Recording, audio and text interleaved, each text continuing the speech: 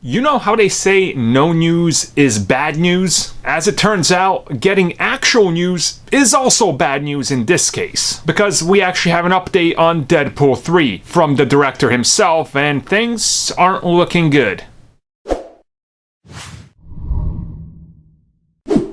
Deadpool 3 is a weird one. We know that when Disney acquired Fox, they did announce Deadpool would continue to live on. Bob Iger was out there talking to investors, talking to various people, and said this is a brand that is important to Fox, to Disney, and it's gonna continue. Kevin Feige's talked about it, pretty much everybody's talked about it. Now we're hearing from David Leitch, the director of the last one, and he honestly is very honest about what he knows, and he says he's heard nothing. No one's talked to him, and he has no idea what the status of Deadpool is. Now, for those of you keeping track, originally X-Force was supposed to shoot last October. It was supposed to wrap by January, and right at the start of the year, they were going to start shooting Deadpool 3. So almost like a back-to-back shoot. Obviously, right now, we're 6 months out after they were supposed to start, and nothing's happened. So Deadpool remains in limbo, and if they haven't talked to the director or anything, and they don't know what's happening, he has no idea. Honestly,